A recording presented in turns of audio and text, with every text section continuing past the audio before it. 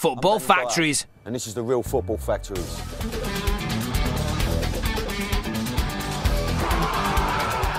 I played Tommy Johnson in the movie The Football Factories, which was all about football violence. Fucking nutters. But that was just acting. Now I'm on a journey around the country meeting the real firms who have mass offs at football matches for real. No fake blood, no stuntmen, no makeup. This time it's just me and the country's hardest hooligans. I meet the real top boys who tell you the score.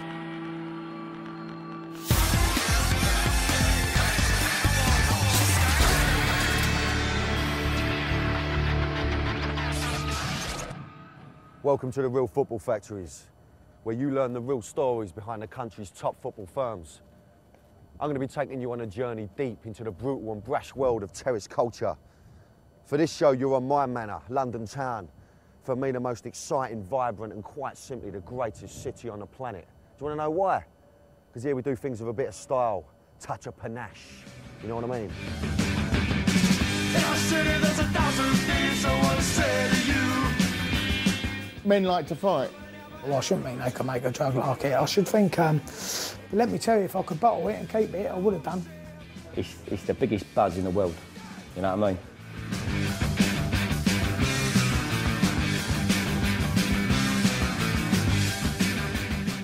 We're going to examine the fashion and culture surrounding these firms. Is it about more than violence? Of course it is. It's a lifestyle, a fashion, a culture. It's a London thing.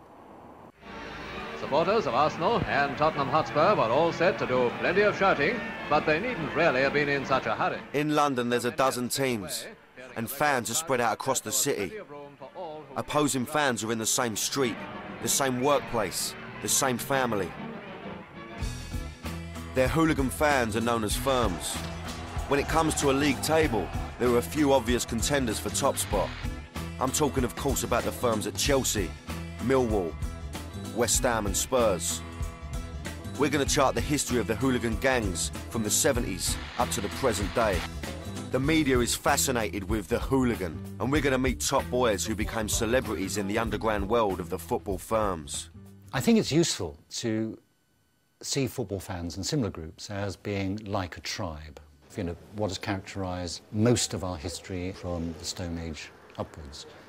Smallish groups, no more than usually about 150. There will be particular patterns of social allegiance, social bonding, positions of status, which define you as a person in terms of the tribe to which you belong. Ever since the Teddy Boys in the 50s, teenage tribes have fought in the capital over territory and respect. In the 60s, London's mods and rockers took their battle onto the beaches of Brighton and Margate.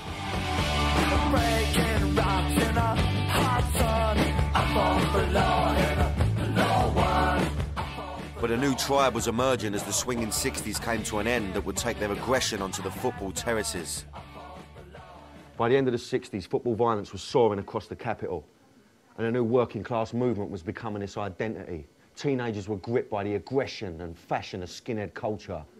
DM boots and braces became the new uniform for the football hardener. Al Capone guns don't argue. How many skinheads are there on the train?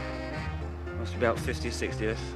About 50 or 60 skinheads? There's enough to cause damage, but there won't be any damage.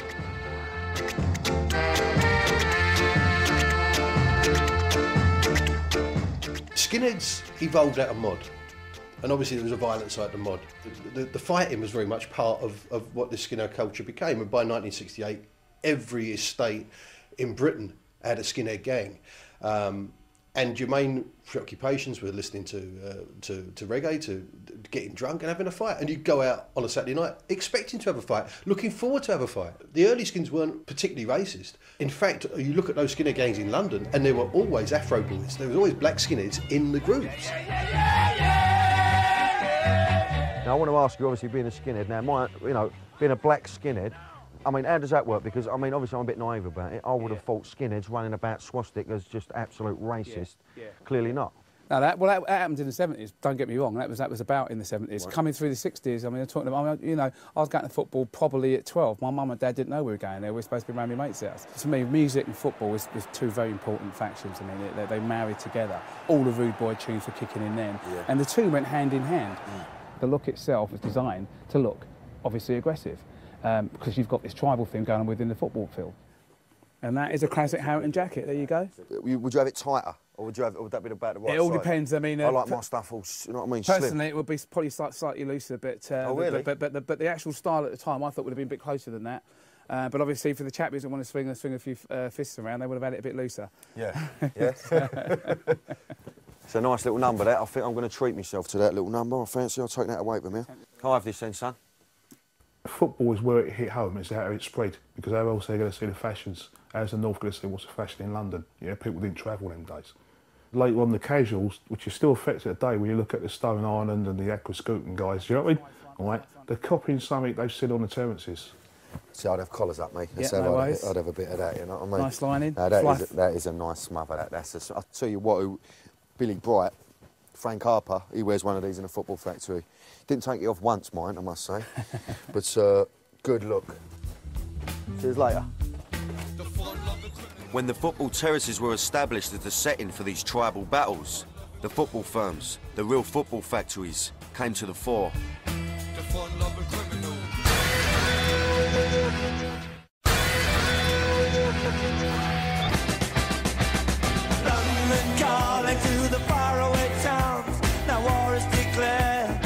I'm a West Ham fan through and through, but in the football factory, I played Tommy Johnson, a Chelsea hooligan.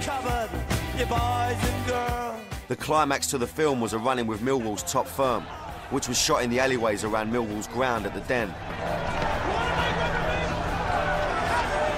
In reality, of course, the club has had a feared reputation for more than 30 years.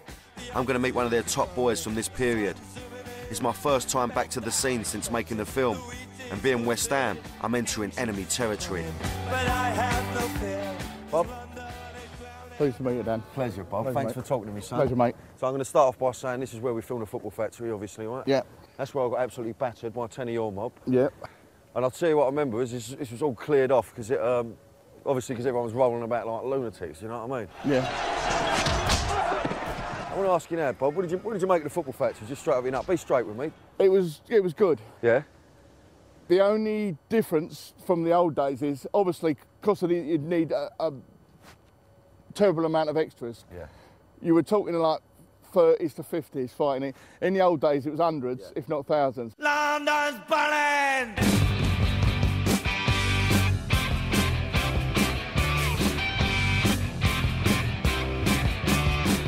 When I was 18, I had a cracked skull, 2 broken cheekbones, lost 12 teeth, broken nose, broken jaw, 4 broken ribs, and a broken collarbone, internal bleeding.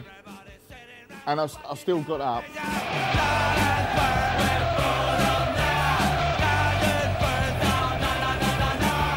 We've got guys, like friends of ours, ex-boxers, ex-martial arts. We got ex-army special forces guys. So we got some naughty people.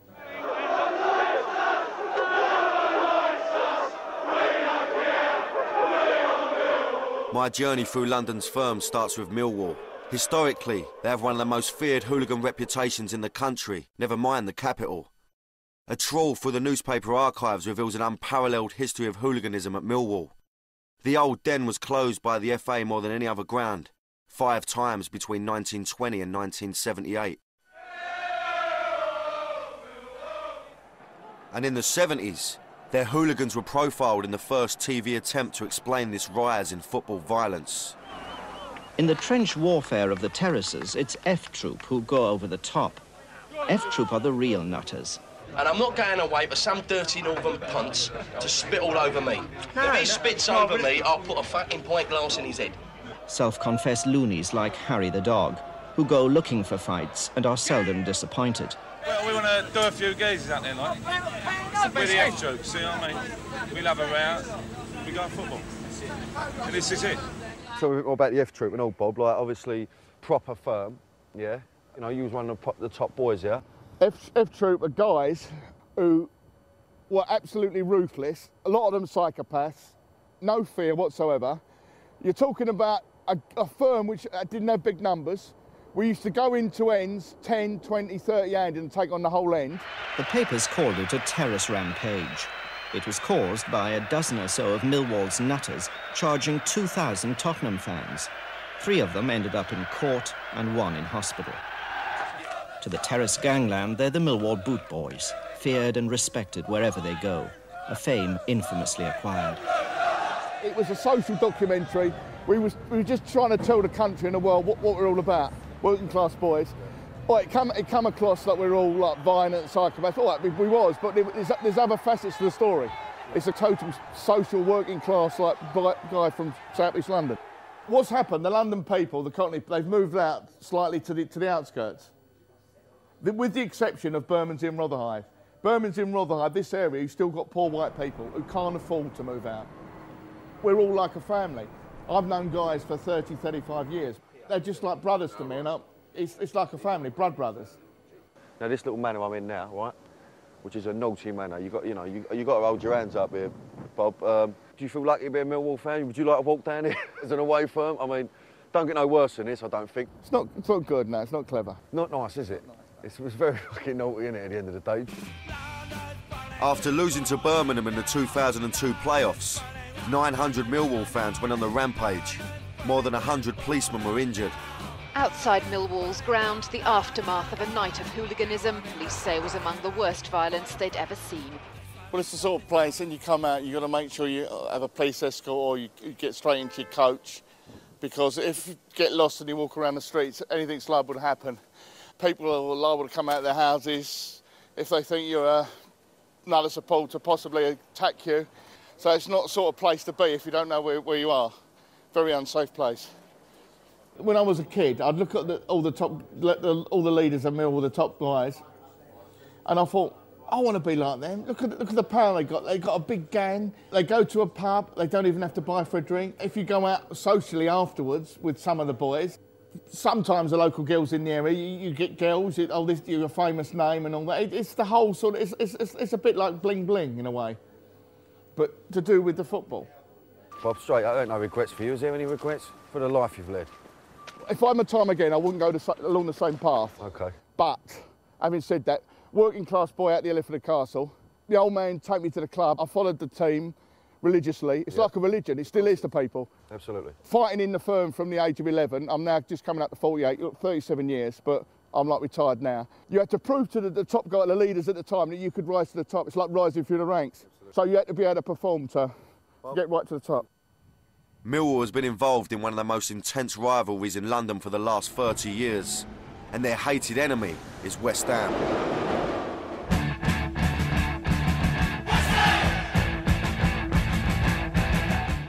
On platform 4, a scuffle developed when gangs of Millwall and West Ham supporters tried to snatch each other's scarves as trophies.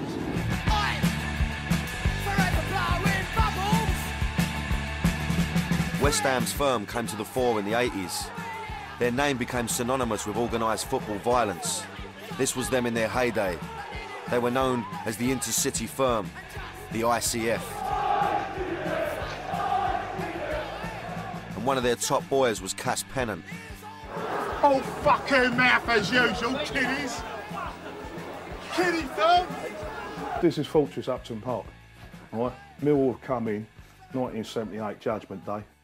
It's just pure hate, yeah. Right. This is the most violent derby of all. This is the one the helicopter was up in the air. Yeah, they're the biggest police turnout. But you want to know about West Ham Millwall because the day they talk about Tottenham as their rivals, you know what I mean? Yeah. And people forget their history. It's always been them. Yeah, yeah. Yeah, and it's only them. In the world of the football firms, the ICF commanded huge respect wherever they went. The ICF is initials for the Intercity Firm, yeah. It was a sinister name, call sign for the violent followed West Ham originally. Eventually it became so infamous that normal West Ham supporters adopted it because everyone just knew them by that name. Like West Ham's top boys were using the Intercity, and like now he's the cream, and now he's getting all the rows and everything.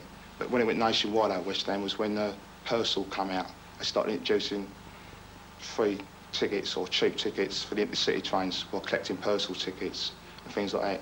Well now, like, You know what I mean? Everyone could afford to use the Intercity. Jimmy Savile stood at Railcard. That was a godsend, you know what I mean? It covered the football season. It's interesting that in the early 80s, how the football culture, the hooligan culture started to change, almost, certainly paralleling, but almost reflecting the new mood of Thatcherism, in that everything became more organised and businesslike. And whereas before, going to football, having a punch-up and having a pint and a pie or whatever, it was all just that, it became almost like a military precision involved in the organisation of it. Right, turn right, the bows on right.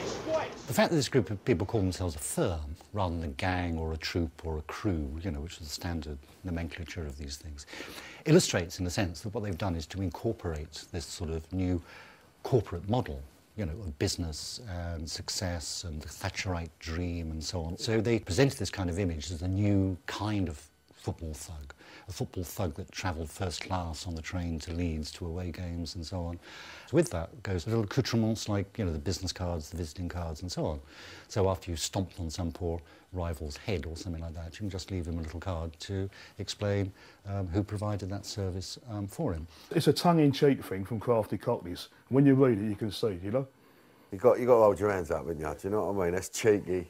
Dan, you've got to look, remember like the Terrences, they didn't know what ICF. Following season, the whole world knows what's the ICF. So they're giving it, where's your famous ICF, yeah? They're screaming through the bars for the Northern 8, where's your famous ICF, you know? And the Crafty Cockneys are going up with the business card, there you go, pal, you know what I mean? We're here, you know? It's just style, it's just Cockney style, you know? In 1985, the ICF were immortalised in a definitive hooligan documentary. Director Ian Stuttard spent 6 months inside the West Ham firm, gaining their confidence and respect. Media and through politicians was that hooligans were rampant wild animals who were attacked innocent men, women and children on the street, willy-nilly on their way to games. Sinners everywhere. We've had it.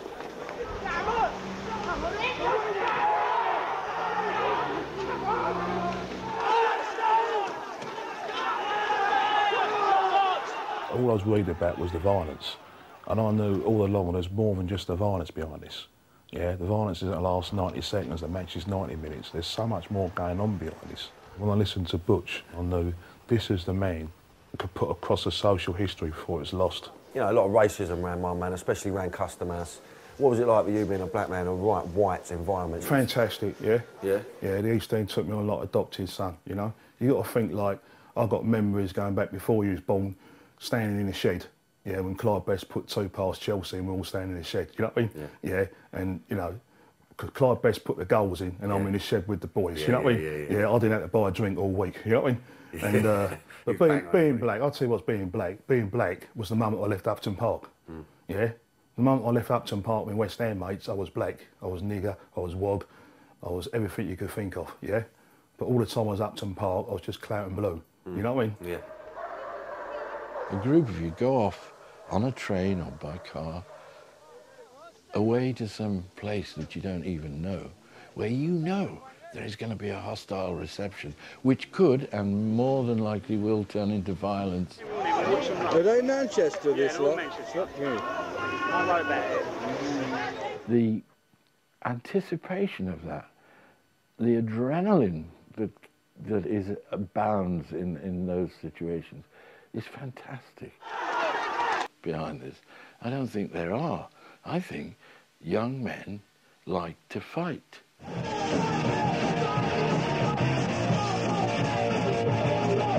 The ICF even had their own band, the Cockney Rejects, who definitely weren't afraid to have a row. They had 2 top 40 hits in 1980, and their gigs were a magnet for football hooligans up and down the country. The thing about the Cockney Rejects they were the ultimate football band. I mean, you look at you're looking about bands that played terrorist punk or whatever it was called at the time. They were the ones who meant it the most. They were the ones who were the most identical with their audience. They had the same taste, the same interest, the same passion, and obviously the passion for West Ham drove them tremendously to the extent they wrote about 4 songs about West Ham in the first 2 albums. Right, here's my rendition of West Side Boys, probably the most infamous West Ham song. We meet in the bowling every Saturday. We talk about the teams that we're gonna do today.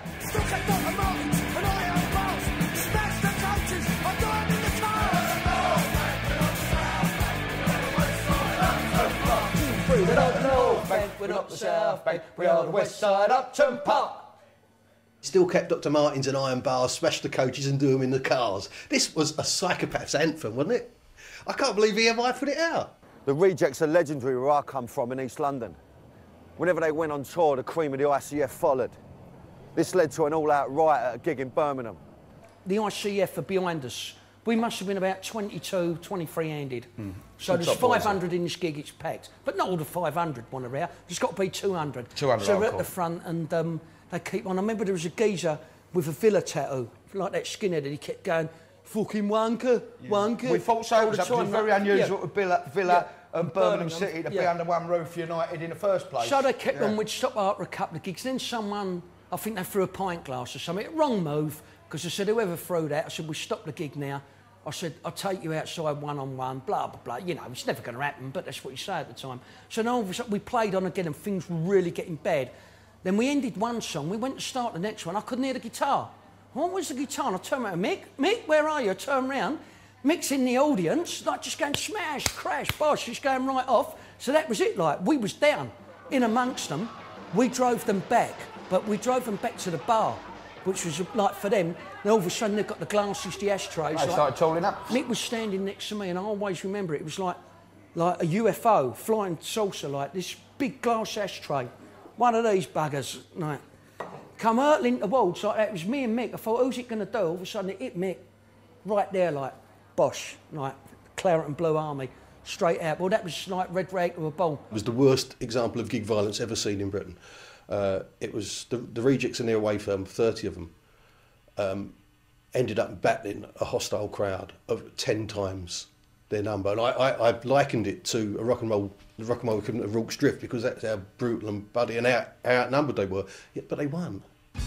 In the 80s, violence was everywhere. After the break, we'll see how it erupted to new highs.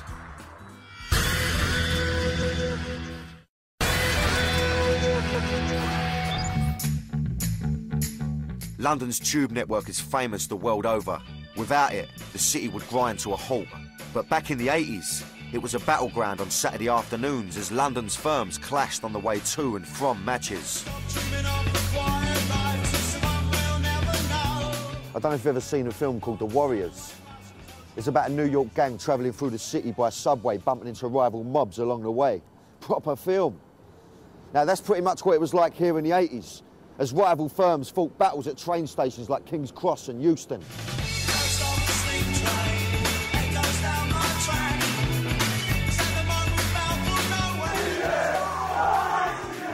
That was what it was like every Saturday in London back at that time in the early 80s, because different firms would be travelling to different football matches using the same rail network and tube system, and you'd always bump into other firms.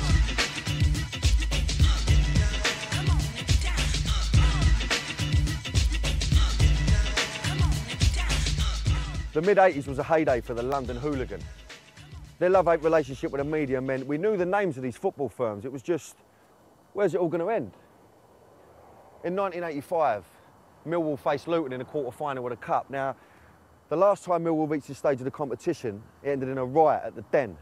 So what unfolded at Kenilworth Road was so violent, so dramatic, football would never quite be the same again. Last night saw some of the worst scenes of... Oh, teacher being ripped up and the teacher coming out on that far side of the field now. Millwall's visit to Luton resulted in the most violent scenes ever televised at a football game. 700 seats were torn from the stands and thrown onto the pitch, and a policeman was given the kiss of life in the centre circle. Today at Luton, they're clearing up and counting the cost of a game of football against Millwall. 50 years I've been here, and that's the first time. I heard them saying, we lost. Come on, start, grab anything, break everything and break everything you see in front of you. Daylight and the full extent of the damage to the ground was plain to see. Luton's firm, known as the MIGs, tried to stand up against this invasion of their town, and a 17-year-old Tommy Robinson was among them. This is the end that was given to the Millwall fans that night. Normally that would hold 5,000 to 6,000. That night there had to be in excess of 8,000 or 9,000 people here trying to get into that ground. The potential for violence was in the air everywhere. It was Millwall supporters behaving bad, I suppose. It was a Luton club not being able to organise the match. It was the Luton turnstile operators, right? It was the police not being able to control the situation and organise it. There was a skip position right there which we emptied onto them to hold them back where we could here, as long as we could, until they appeared from that road down there as well. I knew Crystal Palace were down here. We know guys that went to Chelsea, we knew they were coming. We saw Arsenal at the bottom of the road. I even knew guys from Kent that came out. So then we backed off to that corner. A group of lads jump up with you and all you hear the words EIE, Gooners, who wants it? You just think, fucking hell, how much more have we got to do today? Millwall's got a lot of sleeping supporters that only go to the big games, and most of them are hooligans. They wait for the big games and they'll turn up en masse. We still don't say Millwall overran us, we just say London and the South East overran us that day. Then people turn and say it must be other teams. It's not other teams, it's just all our sleeping supporters come back.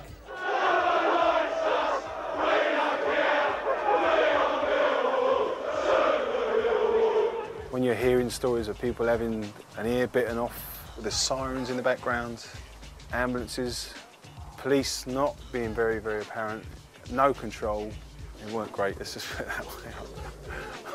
It's horrible. Really, if you know there's going to be a disaster, they should have called the game off and had it replayed another time. They should have called the game off. These events took place against the backdrop of increased mob violence across the UK. The miners' strike in '84, the death of PC Blakelock in the Tottenham riots in '85. The authorities were going to clamp down on football violence and clamp down hard. In a series of high-profile police operations, firms were targeted the length and breadth of the country, including West Ham, Millwall and Chelsea. Among those arrested was the ICF's Cass Pennant, but cases collapsed amidst claims of falsifying evidence. 80s faces like Cass called it a day, and as the 90s began, it was a very different world for the firms. Undercover surveillance, CCTV and banning orders were now the norm. Firms had to adapt to tougher times, but hooliganism didn't disappear altogether. At this point, it's worth remembering the storyline to the Football Factory film. Chelsea drawing Millwall in the Cup guaranteed a tear-up. In 1995, this actually happened. At Stamford Bridge, Chelsea fans dragged the name of London football further into the mud. Mounted police charged onto the pitch after rivals Millwall beat Chelsea 5-4 in a dramatic penalty shootout in an FA Cup replay. I thought and I'd hoped that we'd actually confined this to 10 or 15 years or so ago. Crowd violence was nothing new at Chelsea's Stamford Bridge ground. In the 70s and 80s, it kicked off inside and outside the stadium, and their hooligan fans, the Chelsea Headhunters, gained a fearsome reputation across the country. In the mid-90s, Chelsea's improved performance on the pitch meant they were now playing in Europe again, and their fans' reputation preceded them. In Bruges, Belgian riot police made it clear that accept no nonsense.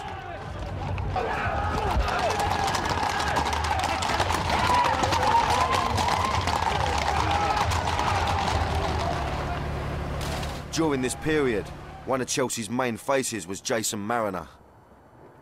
Obviously, in the early 80s, everyone give each other names, you know what I mean, or give themselves names. What? Ours was the Headhunters. How'd that come about? What was it? What was it? I don't know, to be true. Well, I couldn't tell you who started it off, you know what I mean? If I was to say who started off, I'd be lying. But whoever come up with it, I think it was blinding, do you know what I mean? You know? For a section of Chelsea's fans today, Jason's achieved a kind of celebrity status. He's even asked to autograph DVDs about his hooligan career. They should bring back the shed days, they were the best times. Exactly. There you go, mate. Cheers, mate. Take care. See you, mate. Have a good day, yeah? Have a good day, mate. Yeah, see ya. So you was one of the top boys then, yeah? I wouldn't say I was a top boy. I was a respected lad at Chelsea, you know what I mean? Yeah. You know, I mean, see at Chelsea, we're like a family. No one says, oh, I'm the top kid. You know what I mean? You just... No one allocates themselves as the top boy. No, you just, you know, you have a bit of respect for each other and how do you feel about meeting here? What do you think about this? Becoming a hooligan, yeah? What was it for you? What was it, growing up? Is it you always were violent or what? You just wanted to tear up? What was it? I believe it starts from an early age, you know. I've always maintained that schools fight schools, different boroughs fight different boroughs, different housing estates fight different housing estates. you know, and so on, you know what I mean? Different boys' clubs fight different boys' clubs, and, you know, I support Chelsea, you support West Ham. You're passionate about where you come from, who you support. You know, it's you about believe. Your manner, isn't it, really? Yeah, your manner, your territory. You don't want people taking liberties. You know, you don't say, oh, listen, I'm an hooligan, I'm a Chelsea headhunter. No. You go to football, you have the crack, you have a few light hours, or you don't have a light hour. And if you ain't had a row, it ain't the fucking end of the world, you know what I mean? It's a bit better nowadays because Chelsea are playing, you know, I mean, top elite, you know what I mean? But, you know, to be honest with you, I used to fucking love Division 2, you know what I mean? You know, the gaffs you used to go to are sore, but unbelievable. But, so it was proper naughty before the CCTV? And yeah, it was proper, you know, that's why it hit the media so much. That's why I believe that there's so much hype surrounding the football violence. In the 90s, increased security in and around the grounds meant that firms took their battles to the surrounding streets and neighbourhoods. In this era of the CCTV camera, the reputation of one firm continued to grow. We're the stars of CCTV, making movies out on the street. We're the stars of CCTV, can't you see the camera loves me? It was time for me to meet Tottenham's Yid Army. Okay, so look, this is the 1990s, you became one of the top boys, yeah? That's it. How does that come about, son? Do you know, being brutal, mate, it just comes about, you know, it comes about through respect and it comes about through, you know, through my actions over the years, you know what I mean? Yeah. Wasn't no proper moment for you when you thought, right, this is a bit of me, do you know what I mean? I'll tell you, yeah, about 10 years ago, we had it with Manchester City on the pavement. I remember someone turning around and saying, mate, that's it, mate, you've done it, you know what I mean? And I was like, yeah, this is me, do you know what I mean? This is fucking what I'm about, you know? And, you know, and be truthful, I set out to do that and set out to bring our firm together, which I've succeeded, you know? Tottenham, a club with traditionally strong links to North London's Jewish community, has a hooligan history going back more than 30 years. In 1974, Tottenham fans were the first to export the English disease abroad, rioting at the UEFA Cup final against Feyenoord in Holland.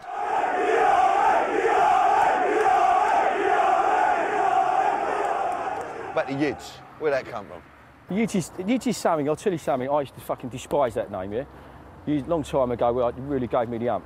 It's one of them things, Dan, you know, West Ham, Chelsea used to go, Yids, you fucking dirty Yids and all that, and I used to find it quite offensive, you know? Yeah, and, that's what I thought, that's how I booked it, you know what I mean? But what it was, you know, whereas other firms had like a proper defined name, you know, like fucking, you know, Headhunters, ICF, whatever, you know, we sort of like adopted the Yids. I mean, all the barmaids used to fucking do it in the ground, Yids and all that carry. And as the firm, you know, progressed and over the last 10 years it's got stronger and closer. We have got I ain't just being biased, we've had the naughtiest firm in the country over the last 10 years. Yeah. And, you know, that name has just been adopted, you know? Your arch rivals, right? Yeah. Now, I would say Arsenal, yeah? And everyone, ain't no, is it? Not the firm, no. Who would it be? Not this Chelsea. It's Chelsea, yeah? Without a fucking doubt, you know what I mean? Okay. And, you know, and in a way, you know what I mean, I do respect their firm because we've had wars with them for 10 years, you know what I mean? Yeah. Fucking hate Chelsea, everyone knows that, you know? But I respect them because we've had wars with them for the last 10 years, you know what I mean? They're the only people that have really come to us, you know what I mean? And sort of like, well, we've gone to them all the time, but anyone who's given us any competition. The rivalry between the Spurs and Chelsea firms became headline news when they clashed outside the Ifield Tavern near Stamford Bridge. 200 of Tottenham's firm gathered at nearby pubs, then left at a given time and marched onto Ifield Road.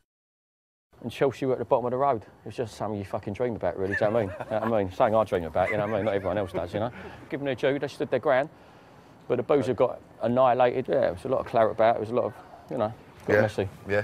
It's always been much tougher for the firms and all that, what with the old CCTV and the old bill and all that.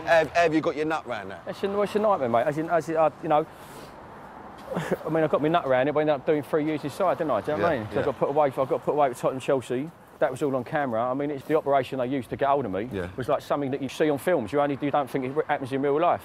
I mean, there was old Bill dressed as workmen, carpenters and all that outside West Kensington Station. Proper surveillance. Yeah, and then like up above the boozer we met in, it was a camera crew filming the whole thing. And then 2 weeks later, door come off and I copped 3 years. You know what I mean?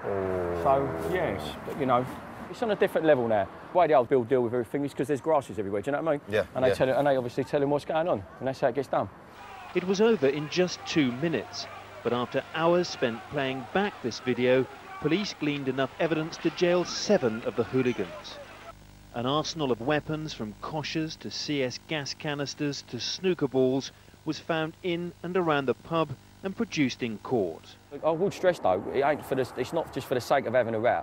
It's people that know what they're doing, do you know what I mean? Yeah. You're having a row with other like-minded people, you know? Okay. We're not going in and having a fucking row with kicking someone up in the head because he's wearing a different shirt, or, you know, I despise fuckers like that, you know what I mean?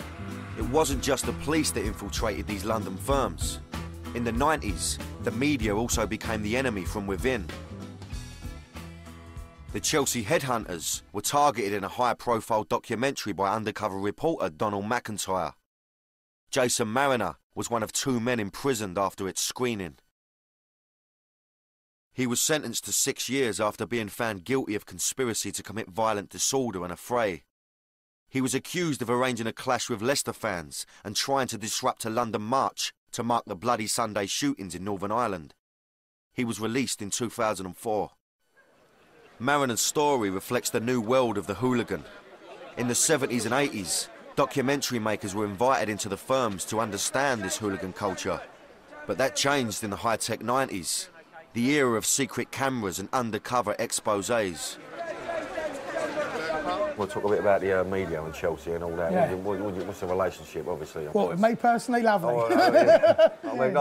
Come at the wedding reception, yeah. The LBL ain't even got to be there. You know, they got their informants or they got their police intelligence or whatever. They half know where it's going down. Let's put it this way. If something happens and it's on camera, you're nicked. Within the firms, there's probably a lot of paranoia. You know what I mean? You know, that camera's on me, he's old Bill, he's this, he's that. To wear a covert camera, I could be wearing one now and you wouldn't know. So I can be filming you. It's that easy. If anyone thinks I was fool enough to fall for McIntyre, they're totally mistaken. But that's what you're up against as well. You know, you've only got to be walking past me or standing next to me in a pub. Anyone, you know, catch my conversation. But I'm not bitter, and that's life. Say la vie, you know, what can you do? Fluent, and I'm French. After the break, we look at the situation today as Spurs visit Chelsea, a tense local derby. Are the police in control, or do hooligans still exist in the capital? CCTV, can't you see the camera loves me?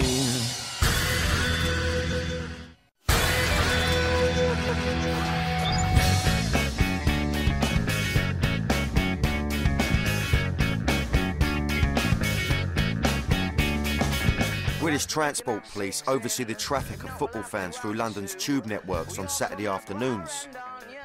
They monitor potential flashpoints, and today, Spurs are visiting Chelsea, an intense London derby. While Millwall were playing at Ipswich, this could throw up problems when they head home to the capital. In terms of disorder in clubs and in and around grounds, it's largely, there are exceptions to this, but it's largely a thing of the past. Fairly good order is kept at most grounds at most times. If they're going to have a meet, they will try and fight away from the ground. And one of the reasons they'll try to fight away from the ground is because if they can divorce it from a football-related incident, then it's harder for us to ping a football banning order on them. But it's becoming increasingly more difficult because the fans are using internet technology to stay in touch, using phones to stay in touch, and to arrange these fights and to arrange this disorder. Calm down, temper, position gets so annoyed, but you're acting like a silly little boy. Police spotters tracked Chelsea and Spurs fans after the game, and hardcore Spurs have been spotted in central London. We've seen some of the Tottenham people that we know moving around on the railway system, and we've trawled around the pubs and found a group. That group have now disappeared, and so we're looking to find them again. It's possible that they've gone home, it's possible that there won't be any problems, but we just need to make sure. Then news comes through of problems involving Millwall fans on the train home from Ipswich. We're just deploying some officers out onto the platform so we can meet them in, and if the officers who are currently on there wish to make the arrests, we're there to provide support and make sure that everything stays at a suitable level of sensibility. 3 arrests were made for racial aggravated public disorder. They're going to take them into custody now, and if they're found guilty, they'll be banned from taking part in attending any football matches for a significant length of time. In essence, they've just ruined the World Cup. Just a week later, Chelsea's visit to Fulham sparked pitch invasions and headlines not seen in London for years. Now, there were angry scenes tonight as fans invaded the pitch after Chelsea suffered only their third Premiership defeat of the season, losing 1-0 at Fulham. Today it seems that the threat of football violence still hangs over the capital. Our fascination with the subject has led to books, films, even audiences with, revealing the inside story to these London firms. I'll do a thing an audience with now, you know what I mean? You know, just have a laugh and a joke, talk about the old days for the people that want to open their eyes on it. People, you know, that will get off and reading a book like that because they've never done anything like this in their lives, you know? Like people read about gangsters and read about train robberies, but they're not going to go and do something like that in their lives. They're going to go home to their wife and their kids and they're going to do whatever, you know? You go back 100 years, you know, people are fascinated with the underworld, if you like, you know what I mean? You know, or the dark side of things, you know?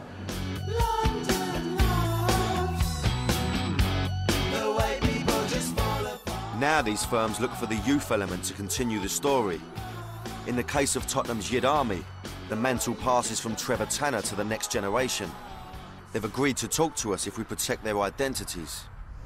Obviously, we've grown up supporting Tottenham, and obviously we've seen sort of rows as we're growing up, and we've always wanted to be part of it. And now we believe that obviously Tottenham Youth is one of the best youth firms in the country. A lot of other teams, like firms and that, you can just get mugged off like by the older lot, but we were sort of welcomed in, everyone's treated us well, like no one's sort of like said, oh, we're not welcome sort of thing. It's just a lot of respect there, like a lot of respect from Trevor and that. Like. They've sort of paved the way for us, and now obviously we want to carry on in the same way they have over the last few years or so, and keep the Tottenham firm alive and the best in London. Football violence provided a rich storyline for the film The Football Factory. This is where I got battered. Right here. But the reality for these football firms today is severe bird, or turning up at a police station on match day. I mean, hooliganism still exists, it may always exist. It's just it seems that Big Brother definitely has the upper hand.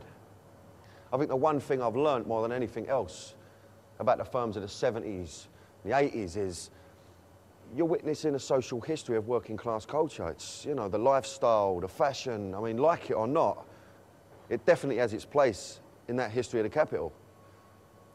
And I mean, if you think about it, these former hooligans, they don't need the media to tell their stories. They're becoming authors, they're becoming successful publishers. It's like the lunatics have taken over the asylum.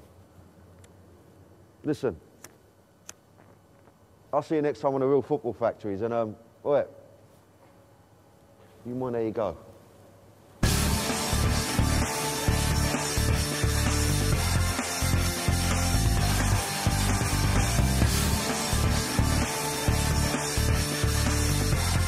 Fucking Football Factory was the biggest load of old shit I've ever fucking come across. But Danny's a nice fella.